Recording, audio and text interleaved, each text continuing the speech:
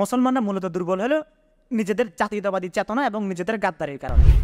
أماما أماما أماما جنود الفداء أعدوا الشباب ليوم النداء أعيدوا أعيدوا أعيدوا المتقين والصلاة والسلام على أشرف الأنبياء والمرسلين محمد وعلى آله وأصحابه أجمعين أما بعد أعوذ بالله من الشيطان الرجيم بسم الله الرحمن الرحيم وقضينا إلى بني إسرائيل في الكتاب لتفسدن في الأرض مرتين ولتعلن علوا كبيرا فإذا جاء وعد أولاهما بعثنا عليهم عبادا لنا أولي بأس شديد فجاسوا خلال الديار وكان وعدا مفعولا ثم رددنا لكم الكرة عليهم وأمددناكم بأموال وبنين وجعلناكم أكثر نفيرا إن أحسنتم أحسنتم فلأنفسكم وإن أسأتم فلها فإذا جاء وعد الآخرة ليسوءوا وجوهكم وليدخلوا المسجد كما دخلوه أول مرة وليتبروا ما علوا تتبيرا عسى ربكم أن يرحمكم وإن عدتم عدنا وجعلنا جهنم للكافرين حصيرا صدق الله العظيم। আলহামদুলিল্লাহ, আল্লাহ তাআলার দরবারে লাখো কোটি শুকরিয়া। আল্লাহ সুবহানাহু ওয়া তাআলা আমাদেরকে কোরআনের মজলিসে নিয়ে এসেছেন। শাইখ যেরকম বলেছেন যে আমাদের মজলিসগুলো তো অন্যান্য সেমিনার সিম্পোজিয়ামের মতো না, বরং আমাদের মজলিসটা কোরআনের মজলিস, যেটা অন্যান্য সমস্ত মজলিসের চেয়ে দামি মজলিস। আল্লাহ রসুল সাল্লাল্লাহু আলাইহি ওয়াসাল্লাম হাদিসের মধ্যে বলেছেন যে মান শাগলাহুল কোরআন আন যিকরি আ'তাইতুহু আফদালা মা উ'তিয়াস সাইলিন। যে ব্যক্তিকে কোরআনের মজলিস অন্যান্য আমার আল্লাহ তাআলার অন্যান্য যে সমস্ত জিকির আসকারগুলো আছে সেগুলো থেকে বিরত রাখে, কোরআনের মজলিসে যে ব্যস্ত থাকে, কোরআন যাকে ব্যস্ত রাখে, আল্লাহ তাআলা বলেছেন যে আমি তাকে, যারা চায় আল্লাহর কাছে দোয়া করে, তাদেরকে যা দিবে তার চেয়ে বেশি এই কোরআনের কাজে, কোরআনের মজলিসে যারা ব্যস্ত থাকে তাদেরকে আরও বেশি দিবে। তো ইহুদিবাদের ইতিহাসে আলোচনা চলছিল, সময় আমাদের কম, এবং আপনারা হয়তো এই পর্যন্ত 6টা পর্ব শুনেছেন, এর মধ্যে হয়তো অনেক কথা চলে এসেছে। তো একই কথা আমরা আবার বলবো। আসলে এই কথাগুলো বারবার আলোচনা হওয়াটা এই কারণে প্রয়োজন, যেন বারবার শুনতে শুনতে আমাদের মধ্যে আমাদের আত্মপরিচয়টা মজবুত হয়। আমরা আমাদের আত্মপরিচয়টা মজবুত না হওয়ার কারণে আজকে ইসরায়েলিরা, ইহুদিরা, ফিলিস্তিনে আমাদের ভূমি দখল করে একটা ইসরায়েলি রাষ্ট্র প্রতিষ্ঠা কেন করতে পারার কারণ হলো তারা তাদের সেই 2-3 হাজার 4 হাজার বছর আগের লিগেসিটাকে ভালোভাবে ধারণ করছে। তারা সেটা অন্যায় দাবিকে তারা নিজেরাই সেই মিথ্যাটাকে বিশ্বাস করছে।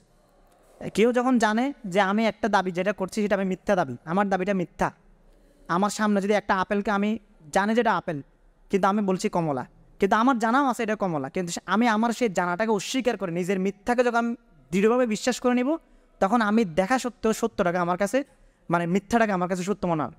তো ইহুদিদের মনস্তাত্ত্বিকভাবে তারা কোনো একটা মিথ্যাকে, তাদের সে মিথ্যা এবং অন্যায় দাবিকে এমনভাবে দৃঢ়ভাবে বিশ্বাস করছে যার কারণে তারা তাদের সেই দাবির উপরে একটা রাষ্ট্র প্রতিষ্ঠা করে ফেলছে, যেটা আরেকজনের দখল করা ভূমি। এই কারণে কোনো ইসরায়েলের সাথে আপনারা যখন দেখবেন যে কোনো ইহুদির সাথে কেউ পডকাস্ট করতেছে, আলোচনা করতেছে, তখন তারা সব অস্বীকার করে। তারা বলে, তাদেরকে যদি বলা হয় যে ফিলিস্তিনিদেরকে তোমরা যে বোমা মারতেছো এটা কি বৈধ হচ্ছে, ওরা বলে হ্যাঁ ঠিক আছে এটা। তো বলে যে তারা কোথায় যাবে তোমরা যে বোমা মারছো? বলে যে তারা মিশরে চলে যাক। বলে মিশর কেন এদেরকে নিবে? বলে না আমরা জানি না কীভাবে নিবে, ওরা চলে যাক, এটা ফিলিস্তিন না এটা ইসরায়েল। অর্থাৎ তারা জেনে শুনে ইচ্ছা করে তাদের এই দাবিটা কী করতেছে, তাদের মিথ্যা দাবিটাকে তারা সত্য মনে করে। তো এটার পেছনে বিশাল ঐতিহাসিক প্রেক্ষাপট আছে। আল্লাহ তাআলা কোরআনের মধ্যে তাদের সেই ঐতিহাসিকতা ধারাবাহিকতা দিয়েছেন। তো আমি যে আয়াতগুলো পড়ছি সেই আয়াতগুলোর উপরে, সেই আয়াতগুলোর সাপেক্ষে কিছু ইতিহাস বলবো। আল্লাহ তাআলা কোরআনের মধ্যে তাদেরকে বলেছেন যে একটা সূত্র দিয়েছেন যে পৃথিবীর মধ্যে সবচেয়ে নিকৃষ্ট, সবচেয়ে অভিশপ্ত জাতি হচ্ছে ইহুদি জাতি, এবং দুনিয়ার মধ্যে যত ধরনের ঝামেলা যখনই তারা করছে, ইফসাদ ফিল আরদ, দুনিয়ার মধ্যে বিশৃঙ্খলা সৃষ্টি করা, ঝামেলা করা, এইসব বিশৃঙ্খলা সৃষ্টির ব্যাপারে শাস্তি কী হবে, এই ব্যাপারে আল্লাহ সুবহানাহু ওয়া তাআলা কোরআনের মধ্যে বিস্তারিত বর্ণনা করছেন। যদি কেউ এটা করে তাহলে তার এই শাস্তি হবে। তোমরা যদি জহরুল ফাসাদু ফিল বাররি ওয়াল বাহর, তোমাদের নিজেদের কর্মের কারণে জমিনের মধ্যে ফাসাদ সৃষ্টি হয়েছে, এগুলো বলেছেন। কিন্তু আল্লাহ তাআলা ইহুদিদের ব্যাপারে আলাদা করে বলছেন যে তোমরা ফাসাদ সৃষ্টি করবে, তোমাদের উপর আমি এরকম আযাব দিব। অর্থাৎ তাদের ফাসাদ সৃষ্টি করার ব্যাপারে আল্লাহ তাআলা নির্ধারণ করে দিয়েছেন। ওয়াকাদাইনা ইলা বানি ইসরাঈলা ফিল কিতাব লাতুফসিদুন্না ফিল আরদি মাররাতাইন, যে আমি বনি ইসরাঈলের জন্য কিতাবের মধ্যে নির্ধারণ করে দিয়েছি বা তাদের ব্যাপারে এটা আমি ফয়সালা করে দিয়েছি যে লাতুফ সিদুন্না ফিল আরদি মাররাতাইনি, তোমরা জমিনের বুকে দুইবার ফাসাদ করবে, এবং ওয়ালা তা'লুন্না উলুওয়ান কাবীরা, এবং সেই দুইবারে তোমরা চূড়ান্ত অবাধ্যতায় লিপ্ত হবে। তো এরপরে তাদেরকে আল্লাহ তাআলা এটা বলে দিলেন, এটা তাওরাতে আছে, তাদের যে হিব্রু বাইবেল আছে সেই বাইবেলের মধ্যে এগুলো সবই আছে যে তোমরা ফাসাদ সৃষ্টি করবে। তো তারা ফাসাদ কখন সৃষ্টি করলো? এখানে দুইটা প্রেক্ষাপট। প্রথম ধারায় তারা ফাসাদ সৃষ্টি করলো এই বিসি মানে বিফোর ক্রাইস্ট, অর্থাৎ এই খ্রিস্টপূর্ব 600 বছর আগে। এখানে বড়দিনের ব্যাপারে শাইখ বলছেন না, তারা তাদের নিজেদের হিসাবের মতো তারা গণ্ডগোল করে। ঈসা আলাইহিস সালামের জন্মদিন, তারা যীশু খ্রিস্টের জন্মদিন কয় তারিখ ধরে? 25 ডিসেম্বর। কিন্তু আমরা খ্রিস্ট সাল বলতে কি বুঝি? জানুয়ারি থেকে। তাহলে তো ঈসা আলাইহিস সালাম তো জানুয়ারির আগের মাসে, এর আগের বছর জন্মগ্রহণ করছেন। তারা বছর গণনা করতেছে কোত্থেকে? জানুয়ারি থেকে। কিন্তু ঈসা আলাইহিস সালাম জন্মগ্রহণ করছেন তাদের দাবি অনুযায়ী কত তারিখে? ডিসেম্বরের 25 তারিখ। তাহলে তারা 5 দিন পর থেকে বছর হিসাব করতেছে। অর্থাৎ তাহলে হিসাব করতে হবে এভাবে যে খ্রিস্টপূর্ব বছর বলতে যেটা বোঝায় সেটা হলো এই কবলাল মাসিহ, মানে ঈসা আলাইহিস সালামের জন্মের তাদের হিসাবেরও খ্রিস্ট সালেরও 1 বছর আগে। তো তারা এরকম খ্রিস্ট সালের 1 বছর আগে 600 বছর আগে তারা একবার ফাসাদ করলো। কিভাবে? যে তারা হচ্ছে বনি ইসরাইলের নবীদেরকে তারা হত্যা করতো। এর মধ্যে শায়া আলাইহিস সালাম এবং আরমিয়া আলাইহিস সালাম নামে 2জন নবী ছিলেন, বনি ইসরাইলের নবী। এগুলো তাফসিরে আশুরের মধ্যে এগুলো আছে। সো ওই 2 নবীর একজন নবীকে তারা হত্যা করলো, আরেকজন নবীকে বন্দী করে রাখলো। এর ফলে তারা এর আগে অনেক নবী তারা হত্যা করছে, যার ফলে আল্লাহ তাআলা কি বলতেছেন? ফাইদা জা ওয়াদু উলাহুমা, তাদের প্রথম ফাসাদের দাবিটা বাস্তবায়ন হলো কখন? এই 2 নবীকে হত্যা এবং বন্দী করার মাধ্যমে। বাসনা আলাইহিম ইবাদাল্লানা উলি বাসিন শাদীদ, তাদের কাছে আমি আমার এমন কিছু বান্দা পাঠালাম যারা অত্যন্ত শক্তিশালী। তো তারা ইতিহাসে তারা 2বার মার খাইছে। একবার মার খেয়েছিল বেবিলিয়নদের হাতে। এই বেবিলিয়নরা ছিল বখতেনসর, এই যে ছিল অগ্নিপূজার একজন শাসক। সে আসলো, সে ফিলিস্তিনে তাদের মানে যেখানে ইহুদিরা বসবাস করত সেখানে এসে তাদেরকে একদম নিশ্চিহ্ন করে দিল, একদম মেরে তাদের অনেক পুরুষকে হত্যা করলো, তাদের নারীদেরকে ধরে নিয়ে গেল, দাসী বানিয়ে ফেললো, তাদের শিশুদেরকে হত্যা করলো, এবং তাদের যে ছিল উপাসনালয় ছিল সব ধ্বংস করে দিল একদম। উলি বাসিন শাদীদ ফাজাসু খিলালাদ দিয়ার, তাদের ঘর বাড়ি একদম লন্ডভন্ড করে দিল। তা আল্লাহ তাআলা বলতেছেন ওয়াকানা ওয়াদাম মাফউলা, এটা তো তোমাদেরকে বলাই ছিল, তোমরা ঝামেলা করলে আমি তোমাদের উপর আযাব চাপাই দিই। এটা গেল। এরপর তারা আবার ভালো হয়ে গেল। সুম্মা রাদাদনা আলাইকুমুল কাররাতা আলাইহিম আমদাদনাকুম বিআমওয়ালিন ওয়া বানিনা ওয়া জাআলনাকুম আকসারা নাফীরা। এরপর আবার সর্বশেষ বনি ইসরাইলের নবী ইহুদিরা যাকে হত্যা করছে বলে দাবি করে, সে কে? ঈসা আলাইহিস সালাম। ঈসা আলাইহিস সালামের ব্যাপারে তারা দাবি করে যে তারা ঈসা আলাইহিস সালামকে হত্যা করছে। এখানে ইহুদি, এখানে খ্রিস্টান এবং ইসলামের মধ্যে কিছু মিল আছে। এজন্য হয়তো আল্লাহ নবী সাল্লাল্লাহু আলাইহি সাল্লাম বলেছেন যে ইহুদি, নাসারা এবং কোরআনের মধ্যে একটা আছে, এই ওয়ালা তাজিদান্না আকরাবাহুম মাওয়াদ্দাতান লিল্লাযিনা আমানু আল্লাযিনা ক্বালু ইন্না নাসারা। অর্থাৎ মুসলমানদের মধ্যে একটু কাছাকাছি লেভেলের হবে কারা? খ্রিস্টানরা। আর সবচেয়ে বেশি শত্রুতামি করবে কারা? ইহুদি এবং মুশরিকরা। তো খ্রিস্টানদের মধ্যে মিলটা হলো, আমরা মনে করি কি, বা আমাদের ঈমান কি, আমাদের আকীদা হলো ওমা কাতালুহু ওমা সালাবুহু ওয়ালাকিন শুব্বিহা লাহুম, যে তারা ঈসা আলাইহিস সালামকে হত্যা করতে পারে নাই এবং তারা শুলিতেও চড়াইতে পারে নাই। আল্লাহ তাআলা ঈসা আলাইহিস সালামকে তুলে নিয়েছেন। তারা ঈসা আলাইহিস সালামকে বিছানা বিছানা ধাওয়া করছিল, ঈসা আলাইহিস সালাম ঘরে ঢুকলেন, আল্লাহ তাআলা তাকে সেখান থেকে তুলে নিলেন, এবং যে প্রথমে সবার আগে ঢুকে পড়ছিল তার চেহারাটা আল্লাহ তাআলা ঈসা আলাইহিস সালামের মতো করে দিলেন। এবং তার ঢুকে তারা তাদের দলনেতাকে মেরে ফেললো। মেরে ফেলার পরে তারা ভাবলো, এটা তো ও বারবার বলছিল যে আমি না, আমি ঈসা না, আমি ঈসা না, কিন্তু তাকে তারা মেরে ফেললো, মেরে তাকে একটা গর্তের মধ্যে ফেলে রাখলো। ঠিক আছে? কিন্তু খ্রিস্টানরা কি বিশ্বাস করে? খ্রিস্টানরা বিশ্বাস করে যে না, বনি ইসরাইলীরা ঈসা আলাইহিস সালামকে মেরে ফেলছিল, মারার পরে গর্তে ফেলে রাখছিল, সেখান থেকে আবার ঈসা আলাইহিস সালামের জন্ম, আবার পুনর্জন্ম হয়ে ঈসা আলাইহিস সালাম আসমানে চলে গেছেন। তাহলে আমাদের তাদের বিশ্বাসের মধ্যে আসমানে চলে যাওয়ার বিশ্বাস কাছাকাছি, কিন্তু আমাদের বিশ্বাস আল্লাহ তাআলা সরাসরি নিয়ে গেছেন। আর খ্রিস্টানদের বিশ্বাস যে ঈসা আলাইহিস সালামকে আগে একবার মেরে ফেলা হয়েছে, তারপর গর্তে ফেলে রাখা হয়েছিল, সেখান থেকে নিয়ে গেছেন।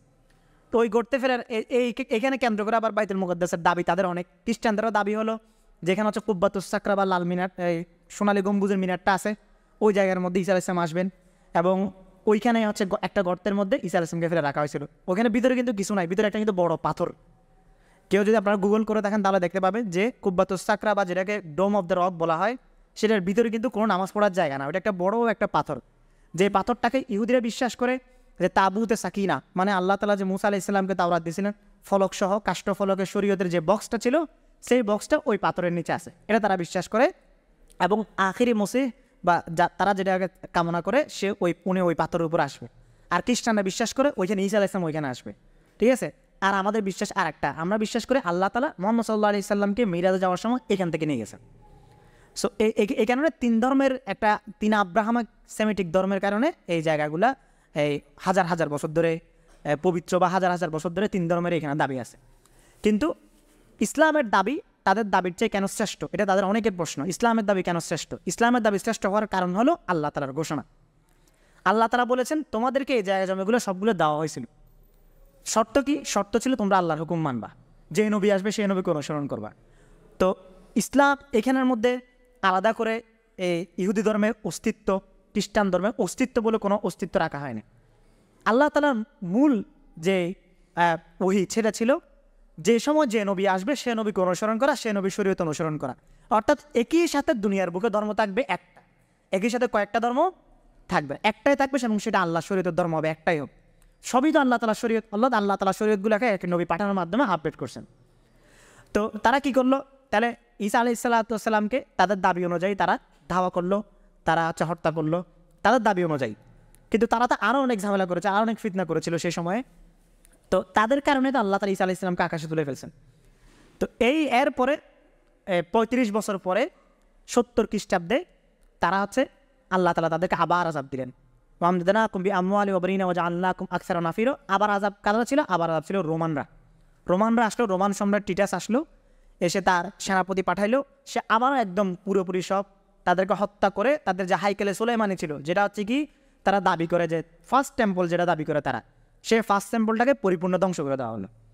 তো এই ফার্স্ট টেম্পলটার ইতিহাস হলো যে এখানে ইয়াকুব আলাইহিস সালামের ঘটনা আছে। আসলে এখানে অনেকগুলো ইতিহাস। এখানে ইয়াকুব আলাইহিস সালাম বীরশেবা নামক অঞ্চল, যেটা বর্তমানে ইসরায়েলের বীরশেবা মেট্রোপলিটন শহর বলা হয়, ওই বীরশেবা নামক অঞ্চল থেকে হারানে যাচ্ছিলেন। যাওয়ার পথে তিনি একটা জায়গায় ঘুমাইলেন, সন্ধ্যায় ঘুমের মধ্যে স্বপ্ন দেখলেন যে একটা জায়গা থেকে একটা সিঁড়ি উঠছে, সেই সিঁড়ি দিয়ে এই আল্লাহ তাআলা ফেরেশতারা উঠানামা করছে। তো সেটাকে তিনি বরকতময় জায়গা বলা হলো, তাকে স্বপ্নের মাধ্যমে ওহী দেওয়া হলো। তো সেটা তিনি নির্ধারণ করে আসছিলেন যে এই জায়গার মধ্যে কী হবে, এই ইবাদতগাহ হবে। সেই ইবাদতগাহ তিনি তৈরি করেছিলেন এবং সেটার নাম দিয়েছিলেন বেথেল, হিব্রু ভাষায়, যেটাকে আরবিতে বলা হয় বাইতুল্লাহ। তো এইটার পরবর্তীতে সময়ে যখন প্রথম খ্রিস্টপূর্ব 600 বছর পূর্বে যখন এই বেবিলিয়নরা এসে এখানে ধ্বংসযজ্ঞ চালায়ে তারা সবাইকে হত্যা করে এখানে কর্তৃত্ব স্থাপন করছিল, পরবর্তী আল্লাহ তাআলা দাউদ আলাইহিস সালামের মাধ্যমে তাদের হাত থেকে আবার এই জায়গাটাকে উদ্ধার করে আবার তাদের করে দেন। এরপরে এখানে সুলাইমান আলাইহিস সালাম তার যে আকসা মসজিদ বা যেটা কি তারা ফার্স্ট টেম্পল বলে বা হাইকালে সুলাইমানি, সেটা নির্মাণ করছিলেন। তো সেটা একবার ভেঙে দেওয়া হয়েছে। ভেঙে দেওয়ার পরে দ্বিতীয়বার আবার রোমানরা সেটা কী করছে, প্রথমবার ধ্বংস করার পরে, প্রথমবার দখলের পরে দ্বিতীয়বার আবার সেটা কী করা হলো, ধ্বংস করা হলো। এখন তারা থার্ড টেম্পল নির্মাণের চেষ্টায় আছে। তো আল্লাহ তাআলা কি বলছেন, ইন আহসানতুম ফালি আনফুসিকুম ওয়া ইন আসাতুম ফালাহা ফাইদা জাআ ওয়াদুল আখিরাতি লিয়াসু ওয়াজুহাকুম ওয়া লিয়াদখুলুল মাসজিদা কামা দাখালুহু আউওয়ালা মাররা ওয়া লিইতাব্বিরু মা আলাউ তাদবীরা। তোমরা যতদিন ভালো ছিলে ততদিন তোমাদের জন্যই ভালো ছিলে। যখন তোমরা আবারও ইফসাদ ফিল আরদ, ফিতনা ফাসাদ শুরু করেছো, তখন সেটা তোমাদের নিজেদের ক্ষতির জন্যই তোমরা করেছো।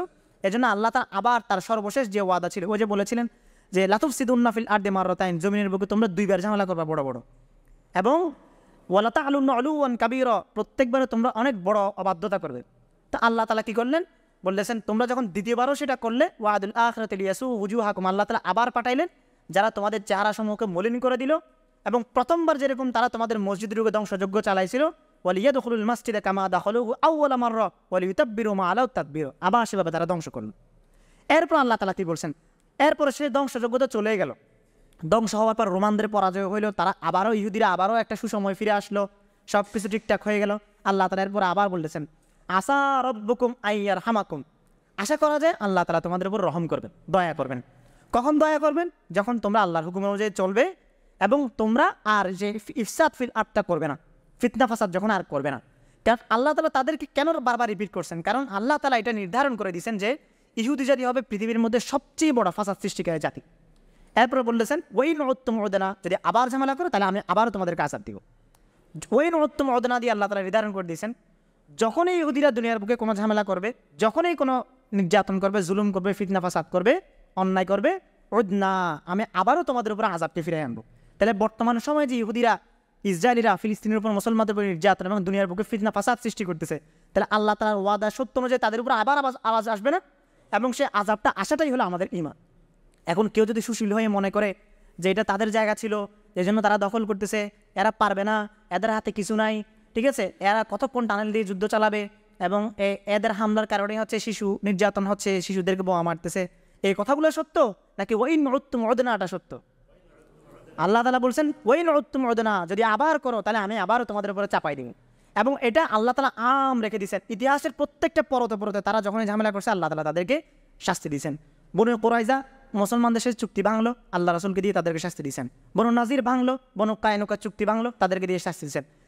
ওমর রাদিয়াল্লাহু তাআলা আনহুর জামানায় তারা ঝামেলা করলো, তাদেরকে একদম পিটায়ে জাজিরাতুল আরব থেকে বের করে দেওয়া হলো। আবার এবং তাদেরকে দিয়ে হিটলারকে দিয়ে তাদেরকে পিটানি খাওয়ানো হলো। অর্থাৎ সর্বাবস্থায় যখনই তারা ইফসাদ ফিল আর্থ করছে তখনই আল্লাহ তাআলা তাদের উপরে শাস্তি দিয়েছেন। কিন্তু বর্তমান যে প্রেক্ষাপট, সেই প্রেক্ষাপটের মধ্যে কেন মুসলমানরা কেন দুর্বল হয়ে গেল? মুসলমানরা মূলত দুর্বল হলো নিজেদের জাতীয়তাবাদী চেতনা এবং নিজেদের গাদ্দারির কারণে। এই যে জাতীয়তাবাদী চেতনা নিয়ে সবাই, শাইখের একটা বক্তব্য নিয়ে সবাই এত লাফালাফি করলো, কিন্তু তারা যদি ইতিহাস জানে এবং মূল সত্যটা বুঝতে পারে, তাহলে আজকের এই যে ফিলিস্তিনের জমিগুলোকে বিক্রি করে দিয়েছে ইহুদিদের কাছে মূলত মুসলমানরাই। কীভাবে?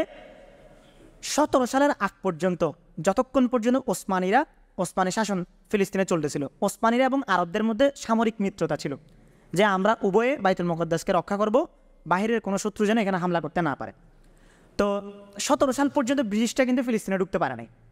17 সালে ব্রিটিশদের উস্কানিতে আরবরা ওসমানীদের সাথে কী করলো? সম্পর্ক ছিন্ন করলো। সম্পর্ক ছিন্ন করে তারা তখন হচ্ছে ফুরাইহ আবু মুদ্দাইন নামে একজন ছিলেন, সে এই কয়েকটা এলাকাকে বিরিশেবা, গাজ্জা, রাফা এগুলাকে সে স্বাধীন ঘোষণা করলো এবং স্বাধীন ঘোষণা করে ওসমানীদের বিরুদ্ধে বিদ্রোহ করলো। বিদ্রোহ করার ফলে কি হলো? তারা ওসমানীরা চলে গেল। এরপর ব্রিটিশরা ঢুকে গেল, আর বেশি দেরি লাগে না ব্রিটিশরা ঢুকতে। ব্রিটিশরা ঢুকে ইহুদিদেরকে বসতি স্থাপন করার সুযোগ দিল। ব্রিটিশরা যখন ইহুদিদেরকে ঢুকাচ্ছে তখন ইহুদিদের সংখ্যা ছিল মাত্র 50,000।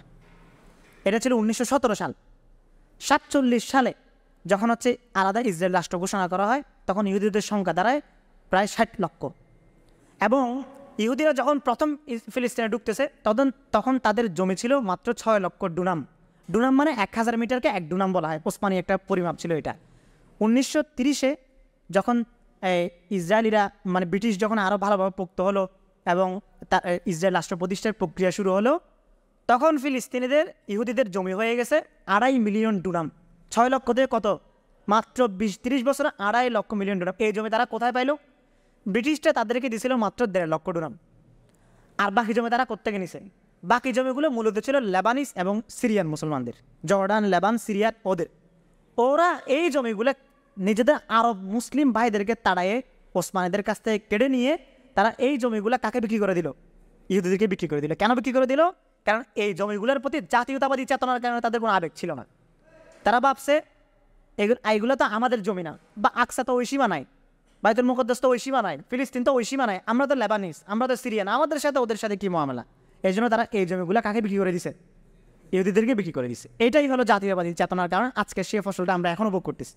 তখন যদি সমস্ত মুসলমানরা এক থাকতো এবং এই জাতীয়তাবাদী চেতনা বাদ দিয়ে কানান নাস উম্মাতা ওয়াহিদের উপরে থাকতো, তাহলে আজকে ইসরায়েল রাষ্ট্র প্রতিষ্ঠা হওয়াটা এত সহজ হইতো না। তো এইভাবেই তারা হচ্ছে কি সময়ে সময়ে চক্রান্তগুলো হয়েছে, যার ফলে পরবর্তী যুদ্ধগুলো হইলো মুসলমানদের কাছ থেকে কেড়ে নিতে নিতে এখন শুধুমাত্র গাজায় যে অংশটুকু আছে সেটা হচ্ছে মাত্র 5 লক্ষ ডুনাম জায়গায়, আর বাকি সব মিলিয়ন মিলিয়ন ডুনাম কাদের হয়ে গেছে? ইসরায়েলিদের হয়ে গেছে।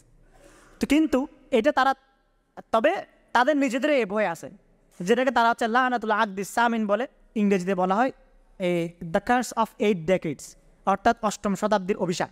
তারা জানে তাদের যে কোনো রাজ্য তারা প্রতিষ্ঠা করছে এটা 8ম দশকে গিয়ে, অর্থাৎ 70 থেকে 80 বছরের মাথায় গিয়ে সেটা ধ্বংস হয়ে গেছে।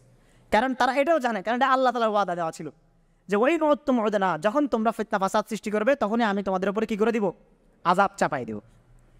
এই কারণে এই ইহুদিবাদী বা জায়নিস্ট যে আন্দোলনটা প্রতিষ্ঠা হয়েছিল, এটা মূলত পুরা বাইতুল মুকদ্দাসকে তাদের দখলে নিয়ে আসার জন্য, অর্থাৎ তারা পুনরায় সেই হাইকেলে সুলাইমানিকে প্রতিষ্ঠা করার জন্য, পুনরায় সেই 3rd টেম্পল আবারও প্রতিষ্ঠা করার জন্য। এটার জন্য তারা যুগে যুগে অনেক চেষ্টা চালাইছে। ইদানিংয়ের একটা ঘটনা করছে যে তারা একটা গাদার মাথা কেটে মুসলমানদের সবচেয়ে বড় কবরস্থান ফিলিস্তিনে, যেখানে তাবেঈন, মুজাহিদিন, সাহাবিদের কবর আছে, সেই কবরস্থান যেটাকে বলে বাবুর রহমা, ওই কবরস্থানের মধ্যে তারা হচ্ছে কী রেখে আসছে? ওই গাদার মাথাটা রেখে আসছে তাদের ধর্মীয় বিশ্বাস অনুযায়ী।